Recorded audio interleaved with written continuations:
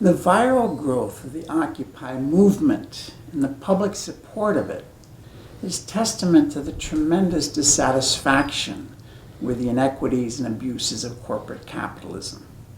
The slogan, "We are the 99%," is resonating with many people. What is your view of the potential strength of this type of mass protest and its possibility to affect social change?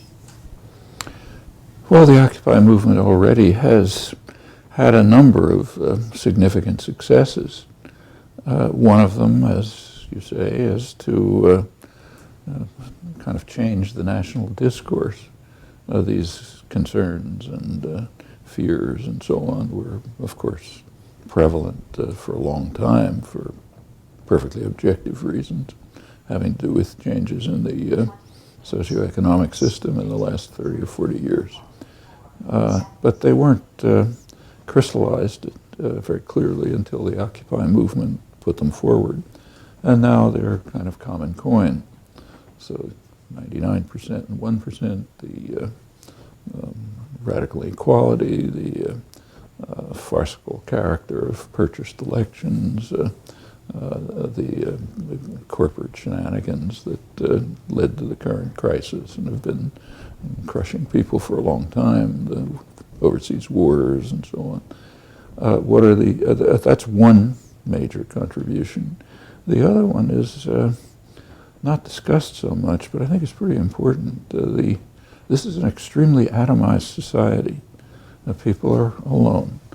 It's a very business-run society, and the very explicit goal of the business world is to create a social order in which the basic social unit is you and your television set, in which you're watching ads and going out to purchase commodities. And there's tremendous efforts made it's going on for a century and a half, to try to induce this kind of consciousness and social order. In fact, if you go back, say, 150 years, the early days of the Industrial Revolution, right here in Massachusetts, where it started, there was very lively press at the time, probably the period of the greatest free press in the United States. All kinds of press, ethnic, labor, anything.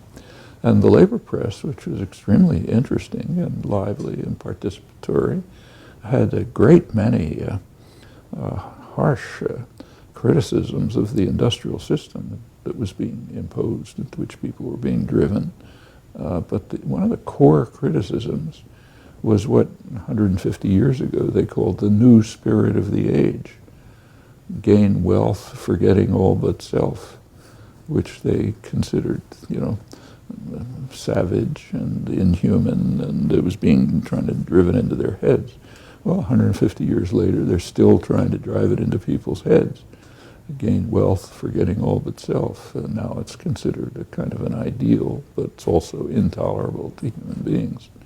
One effect of the Occupy movement has been simply to spontaneously create small social systems of solidarity, mutual support, cooperation, cooperative kitchens, libraries, and health services, general assemblies in which people actually interact and so on. That's something very much missing in the society. And when we talk about potential,